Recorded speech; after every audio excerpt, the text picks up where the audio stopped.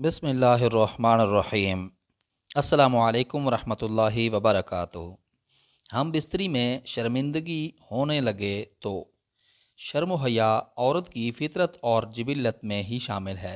इसलिए वो शरई अमल हम बिस्तरी के लिए पहले ख़ुद को शोहर की तरफ बढ़ने से शर्म महसूस करती है, बल्कि मर्द की तरफ से इब्तदा और पहल का इंतज़ार करती है, अगरचे इसमें मोहब्बत और रग़बत के जज्बात ज़्यादा भी क्यों ना हों। औरत का किरदार भी तमाम मखलूक़ात की फ़ीमेल की तरह ही है कि ये मुअन्नसात बीवियाँ पहल नहीं करती, बल्कि मुज़क्कर शौहर की तरफ से पहल के इंतज़ार में रहती हैं, या अपने आप को पेश कर देती हैं और झगड़ा नहीं करती, और गैर अखलाकी और गैर कानूनी तरीके को बर्दाश्त नहीं करती। इसमें हैवान आकिल इंसान और हैवान गैर आकिल जानवर बराबर हैं। शरई फ़ेल हम बिस्तरी जैसे हलाल काम के हुसूल में भी दोनों बराबर होते हैं।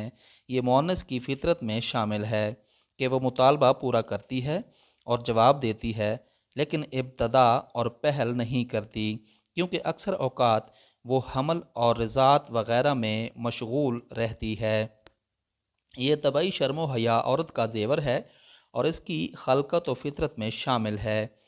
इसी तबई हया की वजह से औरत आदाब की खूगर होती है। इज्तमाई ज़िंदगी में भी उन्हीं के आदाब की वजह से उनकी इज़्ज़त व अज़मत है। जब औरतें मर्दों की नज़रों से ओझल हों और कसीर तादाद में जमा हों, तो उस वक्त वो हिजाब वग़ैरह या हया का मुज़ाहरा नहीं करेंगी, लेकिन जब मर्दों के सामने आएंगी तो ख़ुद ब खुद वो शर्म व हया का पैकर बन जाएंगी। शर्म व हया की वजह से औरत अपने आज़ा और अपनी शर्मगाह औरतों के सामने भी बग़ैर ज़रूरत के नहीं खोलती।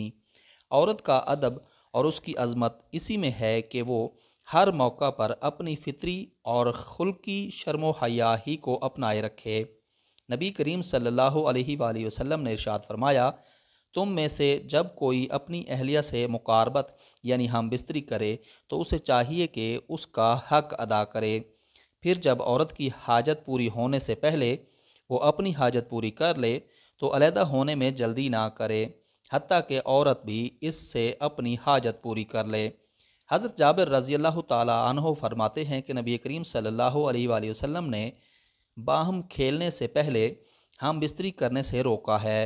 मियाँ बीवी का बाहम एक दूसरे को बोसा देना और चूमना ये ना तो दौर जदीद की इख्तरा है और ना मगरबी आदात में से है, बल्कि ये तो इस्लामी तरीक़ा है जिस पर हर दौर के मुसलमान कारबंद है।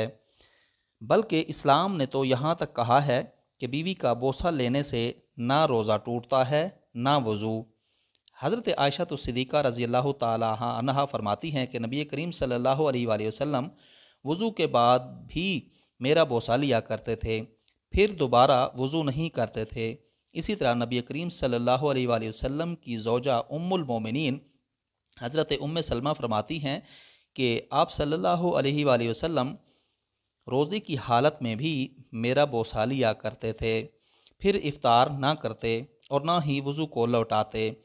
हज़रत उमर रज़ी अल्लाह ताला अन्हु फरमाते हैं कि मुझे रग़बत हुई तो मैंने रोज़े की हालत में भी अपनी ज़ौजा का बोसा ले लिया।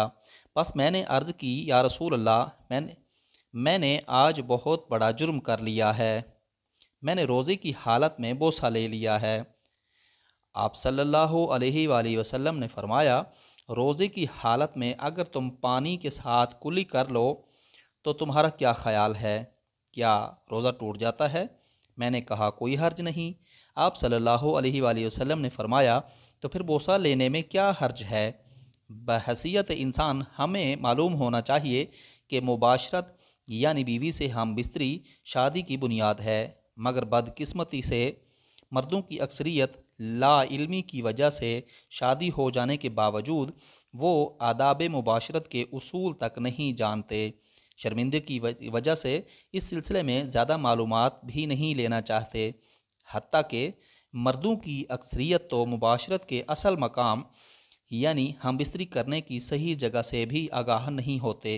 बहुत सारे मर्द सिर्फ़ अंदाज़े से काम चला रहे होते हैं انہیں بیوی سے ہم بستری کی اصل لوکیشن تک کا پتہ نہیں ہوتا، اس لیے بعض اوقات لا علمی کی وجہ سے خاوند دخول کی کوشش میں دخول سے پہلے ہی منزل ہو جاتے ہیں، جس کی وجہ سے انہیں اپنی بیوی کے سامنے شدید شرمندگی اٹھانی پڑتی ہے اور بیوی جسمانی اور ذہنی اذیت کا شکار ہو جاتی ہے۔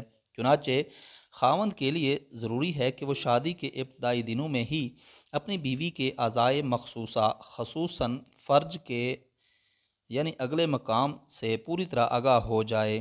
فرج کے علاوہ اگر وہ کسی اور جگہ ہم بستری کرے گا تو نہ صرف گناہ گار ہوگا بلکہ بیوی کو جسمانی اور ذہنی اذیت کے علاوہ پیار کے اس ایندھن سے بھی نفرت کرنے لگے گی۔